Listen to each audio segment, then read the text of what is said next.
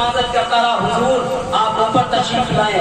آپ نے فرمایا میں نے پہلے کہا تھا میری 3 شرطوں کو ماننا ہوگا، جہاں چاہوں گا بیٹھوں گا، جو چاہوں گا کھاؤں گا، اور جو کہوں گا اس پر عمل کرنا ہوگا۔ یہ میری شرطیں تجھے منظور ہے، اس لیے میں حاضر ہو گیا ہوں۔ وہ کچھ نہ کہہ سکا۔ حضرات آپ نے بیٹھے بیٹھے اپنی جھولی سے ایک سوکھا ہوا ٹکڑا نکالا، اور ٹکڑا نکالنے کے بعد آپ نے تناول فرمانا شروع کر دیا، اللہ اکبر۔ جن کے لیے اہل شہر کو جمع کیا تھا وہ ایک سوکھا ٹکڑا کھا رہے ہیں، بولیے سبحان اللہ۔ اور اس کے بعد آپ جب کھانے سے فارغ ہو گئے، وہ سوکھا ٹکڑا آپ نے تناول فرما لیا، تو آپ نے ارشاد فرمایا اب ایک توا لاؤ۔ توا لایا گیا، چولہے پر لگا دیا گیا توا، تندور پر لگا دیا گیا توا۔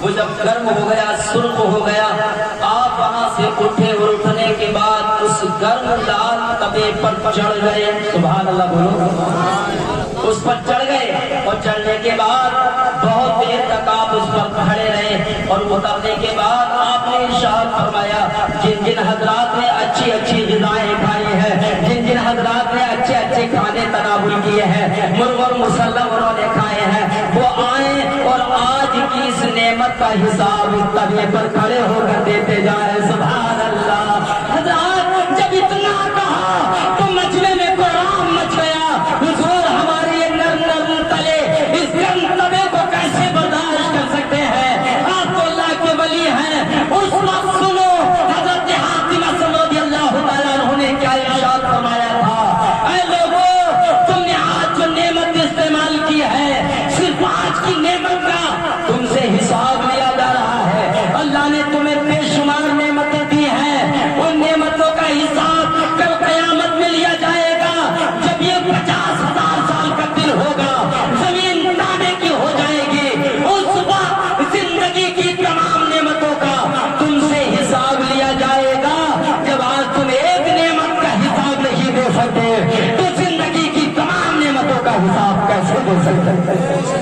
سبحان اللہ، سبحان اللہ۔ زور سے بولیے سبحان اللہ۔ عزیزان ملت اسلامیہ، یہ بے شمار نعمتوں کا حساب ہمیں دینا ہوگا یا نہیں دینا ہوگا؟ دینا ہے، مجھے بھی دینا ہے، آپ کو بھی اس کا حساب دینا ہے۔ اب ذرا وہ نعمتوں کا شکر ادا کرنا تو بڑی بات ہے، دور کی بات ہے، آج ناشکری پر اترے ہوئے ہیں، ہے نا۔ آج ہم اپنے نام اعمال کو سیاہ کرنے میں لگ گئے ہیں۔ دیکھو آج کہیں غیبت کے ذریعے ہم اپنے نام اعمال کو سیاہ کرتے ہیں، کہیں چغلی کے ذریعے ہم اپنے نام اعمال کو سیاہ کرتے ہیں، کہیں جناب والا کسی کا دل دکھانے کے ذریعے ہم اپنے نام اعمال کو سیاہ کر رہے ہیں۔ کتنے گناہ راتوں دن ہم کرتے ہیں، ہم حساب نہیں لگاتے۔ حضرات انہی گناہوں کی جب گرفت کی جائے گی، جب ان کا حساب لیا جائے گا تو کل قیامت میں ہمارے پاس کوئی جواب نہیں ہوگا۔ کیا کروں گے؟ کچھ گناہ ایسے ہیں جن کی وجہ سے ہم اپنے آپ کو تباہ اور برباد کر لیتے ہیں اور ہمیں پتہ بھی نہیں چلتا، بالکل تباہ کر لیتے ہیں۔ آپ کہیں گے کیسے، وہ کون سے گناہ ہیں؟ اور وہ گناہ ایسے ہیں، میں سمجھتا ہوں شاید یہ ہے کوئی اس سے بچا ہوا ہو۔ شاید حضرت نوح علیہ السلام نے کشتی کو تیار کیا، توجہ چاہوں گا آپ کو تھوڑی سی۔ حضرت نوح علیہ السلام کا واقعہ آپ نے سنا ہوگا، واقعہ سنانا مقصود نہیں ہے، مجھے خاص بات بتانا مقصود ہے۔ حضرت نوح علیہ السلام نے کشتی کو تیار کیا، اور تیار کرنے کے بعد ہر جنس کا جوڑا آپ نے اس کے اندر بٹھایا۔ حضرات جب آپ نے توجہ فرمائی، سب کو دیکھا تو ایک بوڑھا شخص بھی اس کے اندر بیٹھا ہوا تھا۔ آپ نے فرمایا تجھے کس نے اس میں سوار کیا؟ تجھے کس نے اس میں سوار کیا؟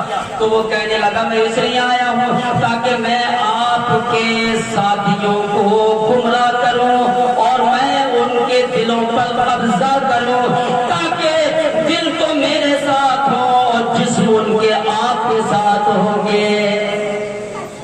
آپ نے فرمایا ملعون ابلیس، جب باہر نکل جا. شیطان تھا وہ ابلیس تھا جو کشتی میں سوار ہو گیا حضرت نوح علیہ السلام کی. آپ نے فرمایا باہر نکل جا. تو کہنے لگا میں 5 باتیں ایسی جانتا ہوں کہ جن کے ذریعے میں انسانوں کو ہلاک و تباہ و برباد کر دیتا ہوں. 5 باتیں ایسی جانتا ہوں جس میں 3 باتیں میں تمہیں بتاؤں گا اور 2 باتیں میں تمہیں نہیں بتاؤں گا. حضرات یہ گفتگو ہو رہی تھی کہ رب کا حکم ہو گیا اے میرے نوح اس سے آپ یہ کہو کہ مجھے ان 3 سوالوں کی ان 3 باتوں کی ضرورت نہیں ہے, مجھے وہ 2 ہی باتیں بتا دے کہ جو تم مجھے بتانا نہیں چاہتا. وہ 2 باتیں بتا دے. جب آپ نے فرمایا مجھے ان 3 باتوں کی ضرورت نہیں ہے, مجھے صرف وہ 2 باتیں بتا دے, تو وہ کہنے لگا وہ 2 باتیں ایسی ہیں, وہ 2 کام ایسے ہیں کہ جن کی وجہ سے میں ہر جگہ کامیاب ہو جاتا ہوں, ہر جگہ کامیاب ہو جاتا ہوں, کبھی مایوس وہاں سے نہیں پلٹتا. اب وہ کون کون سے کام ہیں؟ تو وہ کہنے لگا ایک کا نام تو حسد ہے اور ایک کا نام حرص ہے. جو چاہوں گا یہ حسد اور حرص یہ 2 ایسے عیب ہیں جس کے اندر پیدا ہو جائیں ایمان سلامت نہیں رہتا ہے. حقیقت میں ایمان سلامت نہیں رہتا ہے, کیونکہ حضرات اسے معلوم تھا کہ حسد کی بنیاد پر مجھے جنت سے باہر نکالا گیا. میں نے حسد کیا تھا, میں نے بغض کیا تھا. حسد کا معنی کیا ہے؟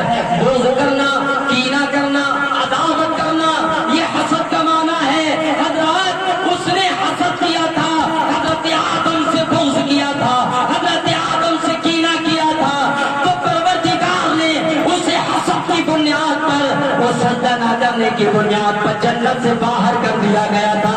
تو وہ جانتا تھا کہ حسد ایک ایسی بیماری ہے کہ اگر کوئی جنتی ہو تو وہ جنت سے باہر نکال دیا جاتا ہے, اور جو جنت میں ہی نہ پہنچا ہو تو وہ جنت میں کیسے داخل ہو سکتا ہے؟ حسد ڈالتا ہے ہمارے دل میں. اور ایک ہے حرص. حرص کا معنی آتا ہے لالچ اور خواہش, خواہش پیدا کرنا. حضرت آدم علیہ السلام کو شجر کی خواہش تو ہوئی تھی, شجر ممنوع کی جس سے جانا منع کر دیا تھا, وہ خواہش تو پیدا ہوئی تھی کہ حضرت آدم علیہ السلام کو بھی جنت سے باہر آنا پڑا, جنت سے باہر آنا پڑا. تو یہ 2 کام ایسے ہیں, ایک کا نام حسد ہے, ایک کا نام حرص ہے. یعنی کسی کے اندر اگر بغض و اناد کی بیماری پیدا ہو جائے, کسی کے اندر اگر کینے اور عداوت کی بیماری پیدا ہو جائے, اور کینے کا مطلب یہ ہوتا ہے کہ کسی کی دشمنی کو اپنے دل میں بٹھائے رکھنا اور موقع پاتے ہی اس کا اظہار کر دینا, اس کو ظاہر کر دینا, اپنے دل میں کسی کی دشمنی کو چھپائے رکھنا, اس کو کینہ کہتے ہیں. حضرات یہ ایک ایسی بڑی بیماری ہے جس کی وجہ سے ہماری نیکیاں تباہ و برباد ہو جاتی ہے, انسان برباد ہو جاتا ہے اور اسے معلوم نہیں ہوتا کہ اس کا نامہ اعمال سیاہ ہو چکا. یہ ایک ایسی بیماری ہے. اللہ اکبر. اللہ رب العزت ہمیں بھی اور آپ کو بھی حسد جیسی بیماری اور حرص جیسی بیماری سے محفوظ فرمائے. ملت اسلامیہ ایسے ناخلق پیدا ہوئے کہ جنہوں نے نمازیں گوائیں اور اپنی خواہشوں کے پیچھے ہو گئے, تو انہیں کہیں کے جنگل میں ڈالا جائے گا.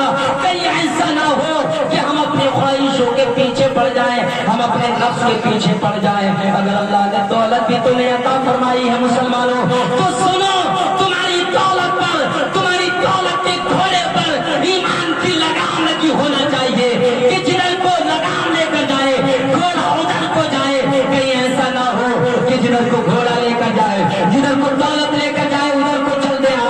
کیونکہ اکثر دیکھنے میں یہ آتا ہے کہ پروردگار اگر کسی کو دولت عطا فرما دے تو وہ متکبر ہو جاتا ہے, کسی کو دولت مل جاتی ہے وہ مغرور ہو جاتا ہے, کسی کو دولت مل جاتی ہے وہ گمراہ ہو جاتا ہے, کسی کو دولت مل جاتی ہے وہ بدین ہو جاتا ہے.